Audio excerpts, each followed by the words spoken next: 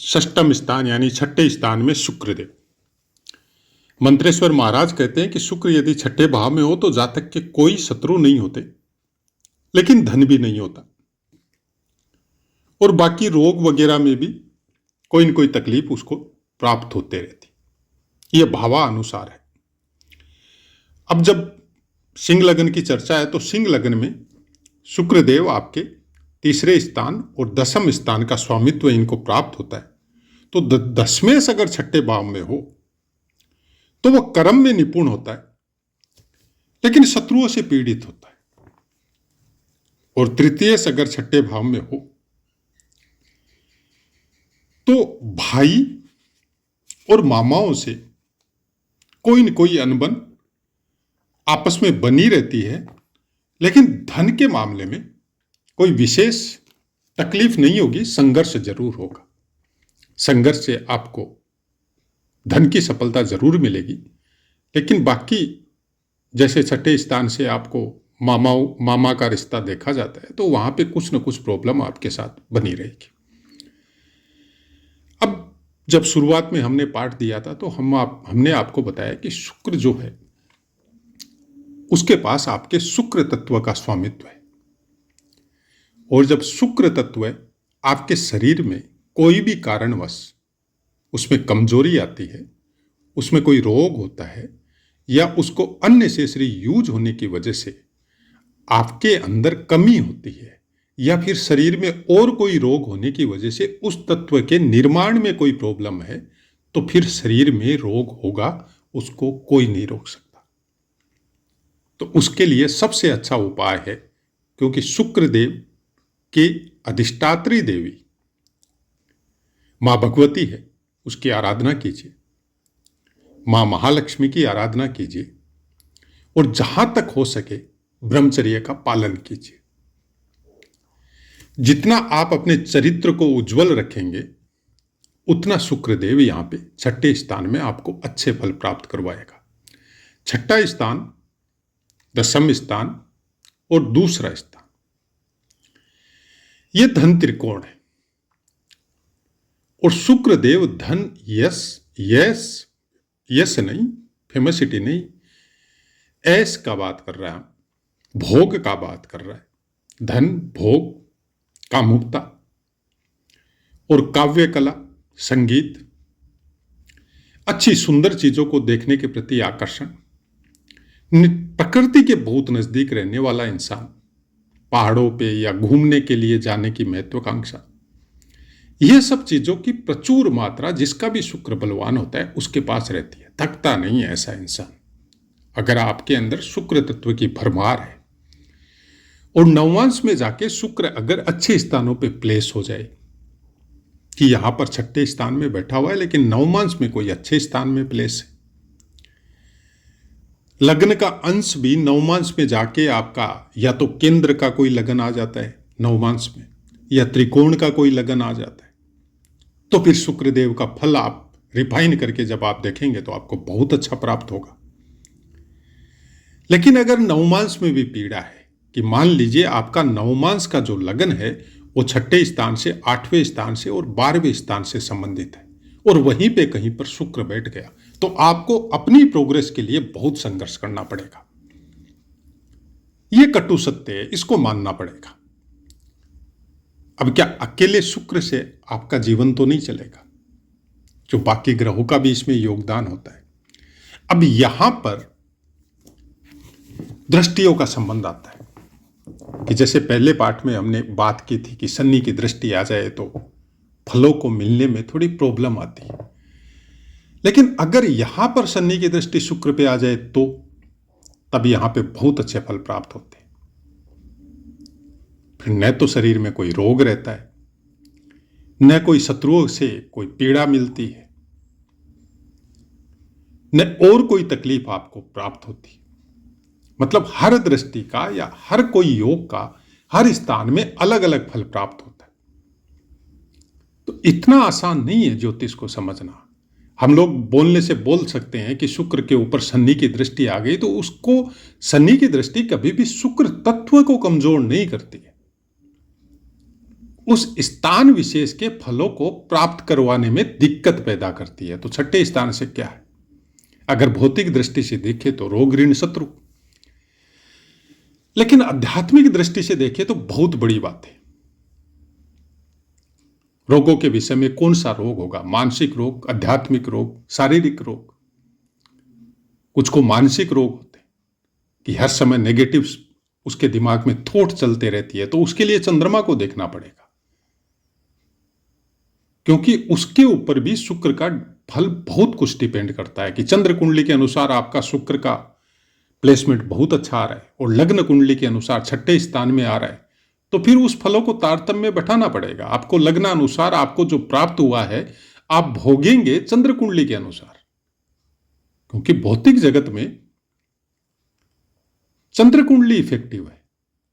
प्रारब्ध के अनुसार, लग्नानुसार आपको कोई चीज प्राप्त हुई है तो उसको भोगेंगे कैसे, वो चंद्र कुंडली बताएगी। चंद्र कुंडली के अनुसार शुक्र देव का प्लेसमेंट बहुत अच्छा आ रहा है, तो उतना डरने की उसमें कोई जरूरत नहीं है कि शुक्र हमारे छठे स्थान में है और प्रायकर छठे स्थान में बैठा हुआ शुक्रदेव कोई अच्छे फल नहीं देता है। लेकिन अगर चंद्र कुंडली में चेंज हो जाए तो बहुत अच्छे फल देता है। इनकी दृष्टि आपके द्वादश स्थान पे जाती है, यहां से तो घूमने फिरने का शौकीन होता है। अपने जन्म स्थान से बहुत दूर जाके भी इसको प्रोग्रेस हो सकती है। कुछ ऐसा कोई काम कर सकता है जो विदेशों से संबंधित हो। ऐसी कोई आभा या ओरा इनके साथ हो सकती है कि आपके कुछ इस तरह के संबंध बन गए कि आपका विदेश आना जाना बराबर बना रहता है। या हो सकता है आपकी मैरिज ही विदेशी किसी अलग संप्रदाय विशेष से किसी से आपकी मैरिज हो गई और आप विदेश में ही बस गए जाके। तो ये ओवरऑल पूरी कुंडली को देखने के बाद में ये चीज समझ में आती है।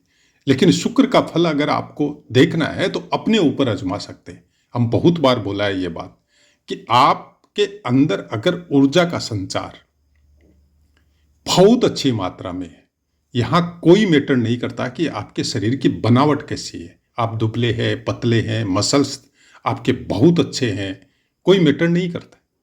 यहां पे मैटर केवल इतना करता है कि आपके शरीर में ऊर्जा कितनी है, आपके खुद के अंदर साहस कितना है। बहुत लोग मंगल को साहस के साथ जोड़ देते, हम नहीं जोड़ते। साहस होता है एक शारीरिक शक्ति वाला, कि आपके अंदर साहस हो गया कि आप शरीर में बलवान है, जो सामने है वो थोड़ा क्षीण है, दुर्बल काया है और आप उसको मैनेज या कर सकते हैं या मार पीट सकते हैं, तो आपके अंदर उसको देख के साहस आ गया। लेकिन शुक्र देख के साहस नहीं है, शुक्र का साहस है 100 आदमी भी सामने आ जाएंगे और शुक्र तत्व की भरमार है आदमी के शरीर में, और शरीर से चाहे वो दुबला पतला भी हो भिड़ जाएगा, उनसे परवाह नहीं करेगा कि हमारा क्या होगा।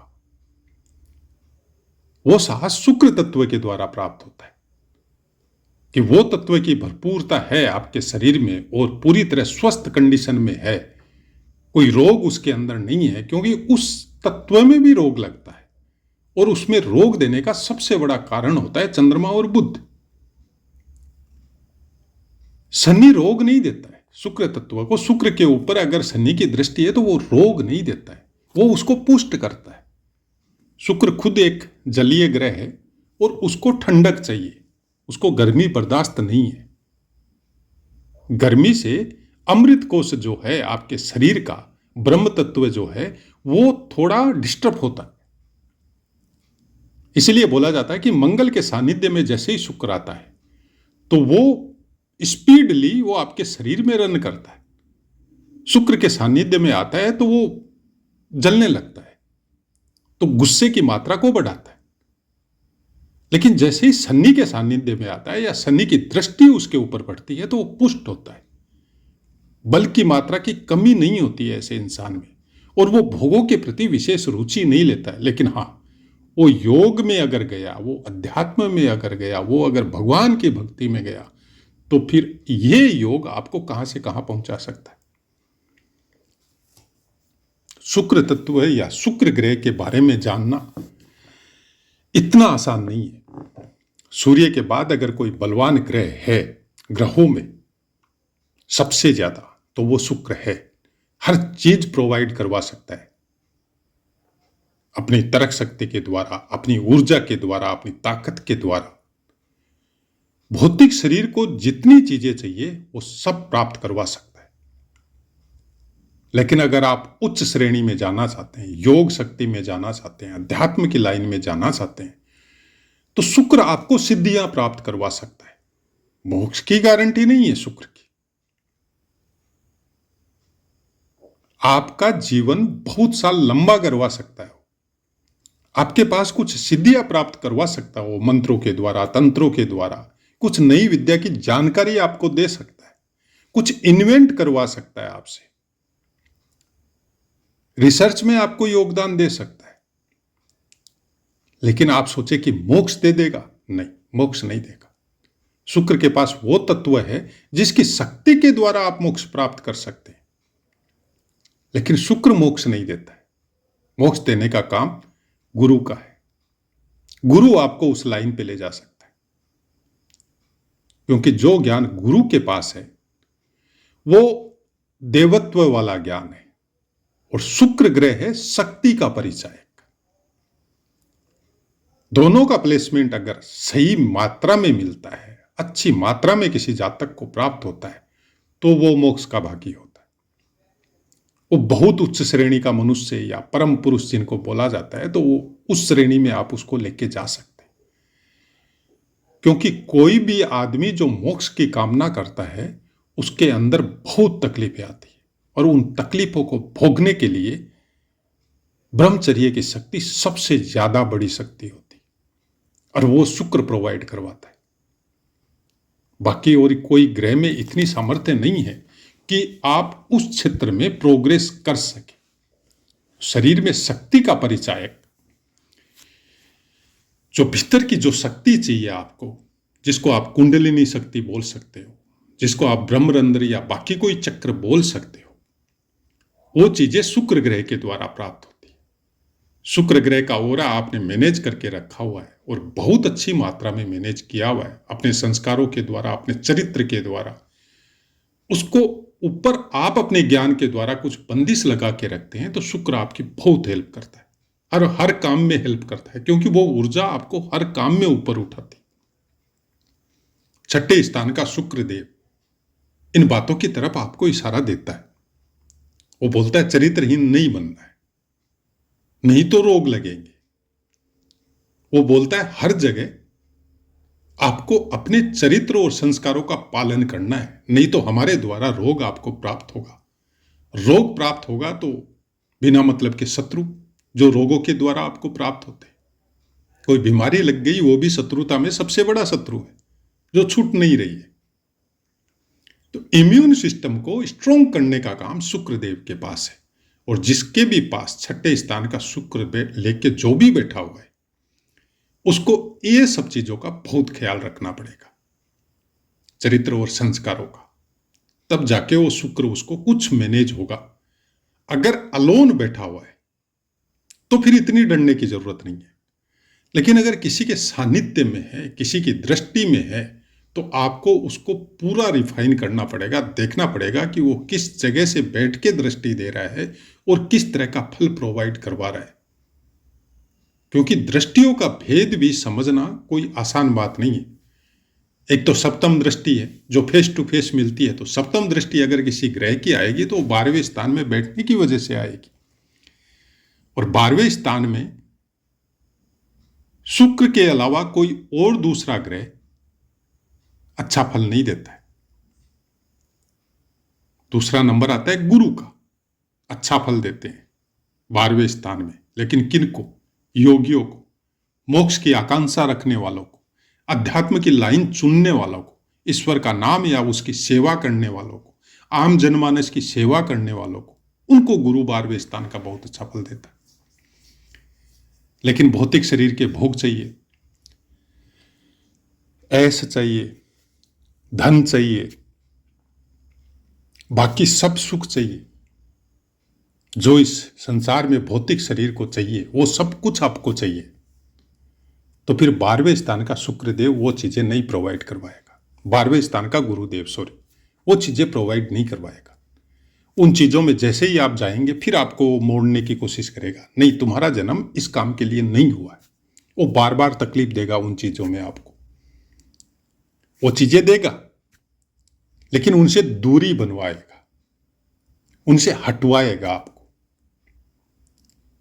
तो बहुत सी ऐसी बातें हैं जो किसी ग्रह को जब हम लोग प्रिडिक्शन में जाते हैं उसको देखते हैं, और सबसे अच्छा वर्क है इसमें आप अपनी जन्म कुंडली को देख के उसका फर्स्ट प्रिडिक्शन करके अपना नोट कीजिए, और उसके बाद में सबसे ज़्यादा गहन अध्ययन आप अपनी नवमांश कुंडली में कीजिए, क्योंकि जन्म कुंडली आपको प्रत्यक्ष में देखने से ये बताती है कि आप ऐसे हैं। जैसे हम लोग किसी आदमी को फर्स्ट टाइम मिलते हैं और उसके वाक चातुर्य के द्वारा, उसके आभा मंडल के द्वारा हम उनको बहुत अच्छा मान लेते हैं कि वेशभूषा अच्छी है, फेस कटिंग अच्छा है, बोलने का तरीका अच्छा है, तो हम लोग उनसे प्रभावित होते हैं। लेकिन उनके पास जाते हैं, उनके घर में रहने का मौका मिलता है, कुछ समय उनके पास गुजारते हैं, 1-2 महीना, 10 दिन, 5 दिन, तब उसके डीप आप लोगों को जानकारी मिलती है कि नहीं, हम तो जैसा सोचा था वैसा इंसान ये नहीं है। नवमांश कुंडली वही बताती है। नवमांश कुंडली आपकी ये बताती है कि आप है क्या, बाहर में जो आप नजर आ रहे हैं, भीतर में आप क्या है, आपकी थिंकिंग क्या है, आपके विचार क्या है, आप चीज़ों को किस तरह से देखते हैं। क्योंकि हर आदमी का अलग अलग रूप होता है, वो ऑफिस में कुछ और होता है, रास्ते में कुछ और होता है, अपने घर में कुछ और होता है, घर के सदस्यों में भी माता के सामने कुछ और होता है, पिता के सामने कुछ और होता है, बहन के सामने कुछ और होता है, भाई या बच्चे या बीवी, उन सब के सामने अलग अलग रूप उसका होता है। ये नाटक मंच है, ये कोई फिक्स जगह नहीं है आपका जो आप सबके साथ समान हो जाए। सबके साथ समान या तो कोई अच्छा भागवतिक साधु, या फिर परम पुरुष भगवान श्री कृष्ण, या भगवान श्री राम, या आप भगवान विष्णु को मान सकते हैं, जो पूर्ण ब्रह्म है उसको मान सकते हैं कि सबके सामने समान दृष्टि, समान व्यवहार।